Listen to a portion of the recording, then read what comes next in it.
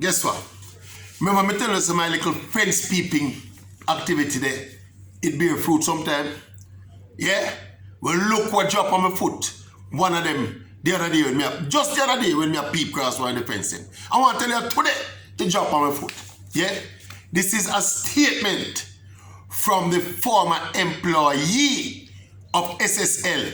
Yeah? Basically outlining how she is supposed to have gone about perpetuating the fraud against clients of the company. Full detail, you know. Name of everybody there, you know. Well, to be honest, when I go down, I will make it. I'm not going to call any name. I'm not going to call her name. Her name is at the top of the statement. Statement of such.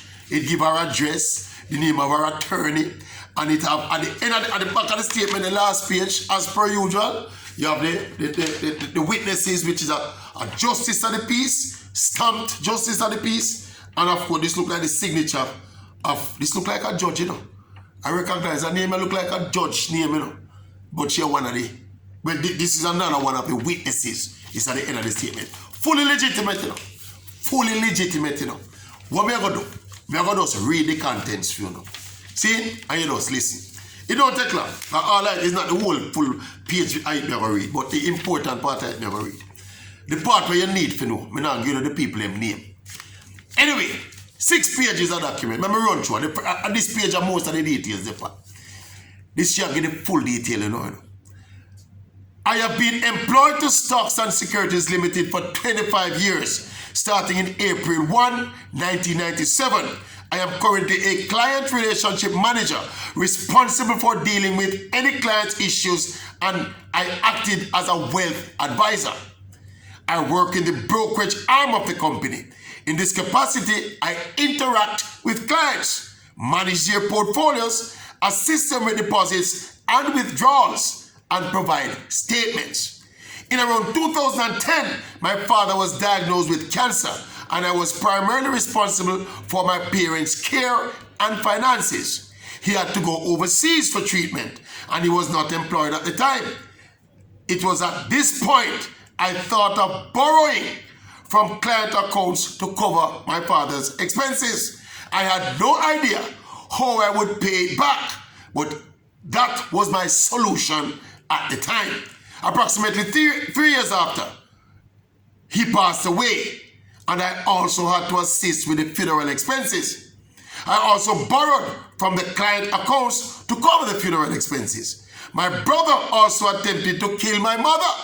Wow. And was committed to a home, and I covered his expenses. My financial burden increased during the COVID-19 pandemic, and income from SSL decreased. I was unable to repay the funds and continued to take funds for various purposes. I use various mechanisms to take money from clients. For example, I would edit a customer's email in an email thread, and this email would provide consent to sell their shares and disperse the payments to the respective bearer. I would make a request to the asset management team for approval of the sale. The accounting team would then approve and make payment. Once the shares are sold, I would request a check for the funds to be paid to one of our bearers. The names of the bearers, yeah, she run down the name of the bearers. She said she have 4 bearers who work for her, and she get the name them. Now call no name. See? The bearers would be issued the checks by SSL and would visit the bank and collect the funds. The funds would be delivered to me. There were circumstances where clients would legitimately make requests for funds, and I would put through the request to the accounting team for a larger sum than what was requested. When the funds were delivered to me by the bearer, I would keep the difference. In other cases, I would create an email request from the client that was not actually written by the client and keep the entire sum that was requested. Some of the clients I took money from would request their funds or a portion thereof, and I would take money from other clients' accounts in order to repay those clients. We're not laughing, you know. It's not real laugh. This is the first page. I continued the process of taking money from client accounts to repay other clients. I am not sure how much I took from the clients in aggregate. I also created the false statements to provide the clients provide to the clients, reflecting what they should have in their accounts and not the sum they actually had in their accounts. Account statements were only created upon request. I was able to do this over the course of several years because the accounting system changed. And even after the system was changed, many of the clients would only interact with me and my bearers. People, sit up. You see this now? She prepared a table. See, it's a table with the clients' names and the amount of money. I think this is the amount of money.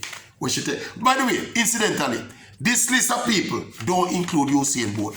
You remember me they tell us say she did make contact with board team and try borrow $5 million US. The $5 million where she don't borrow. Apparently, so when she get the company decides to them clamp down on her, put her up on suspension, and she reach out to the board team to borrow the $5 million to cover that money I was she talk about. With up on the table here.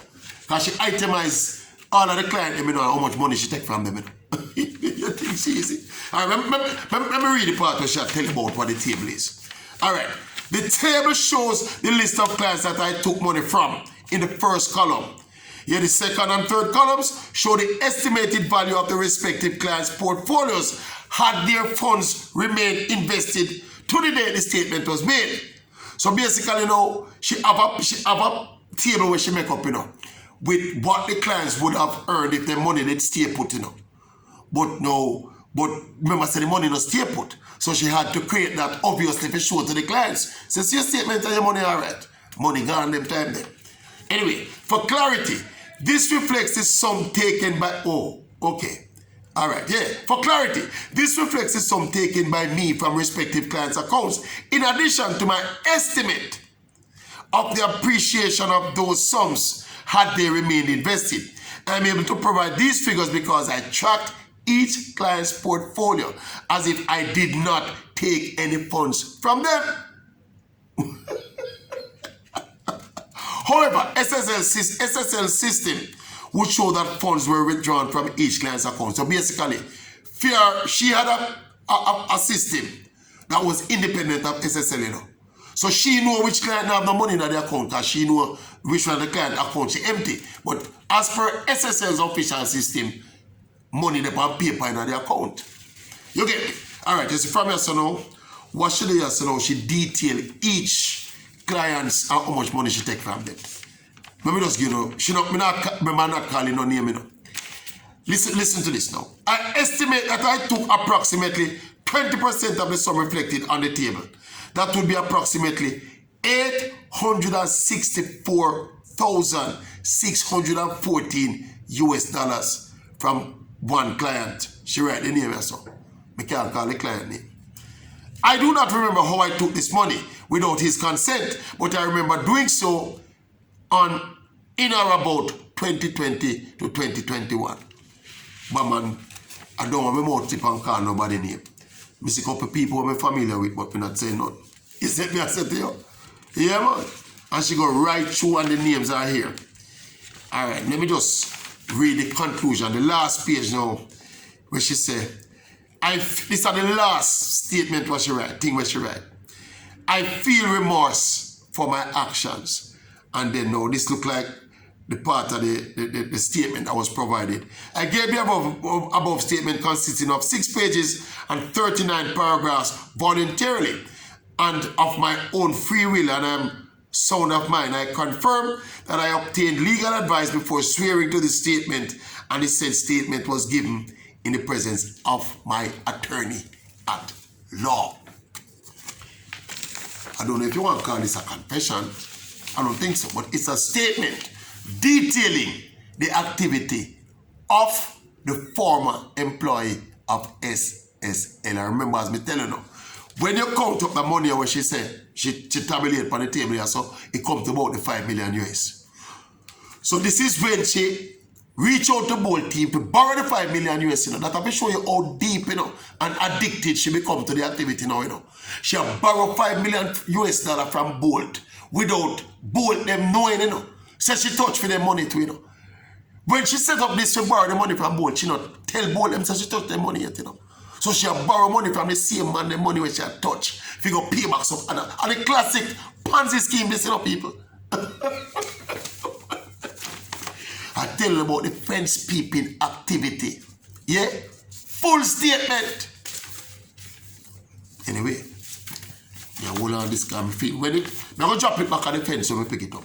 Because I feel the people, we drop it on the fence, we drop it on my foot, them don't know say it drop. So I can't go drop on the fence when we pick it up. See it? Full statement from the former employee of SSL. What do you say? It sound too perfect? Hey? Tell me what you think about what me think. Well, this is not what me think this time. This is what you think about what you hear. Oops, what are the pages I've dropped? I hold on to it. I'm going to drop it back right at the fence when me that people. Tell me what you think about what me think, people. Tell me what you think about what me think, no? I hold a statement that close and nobody see it.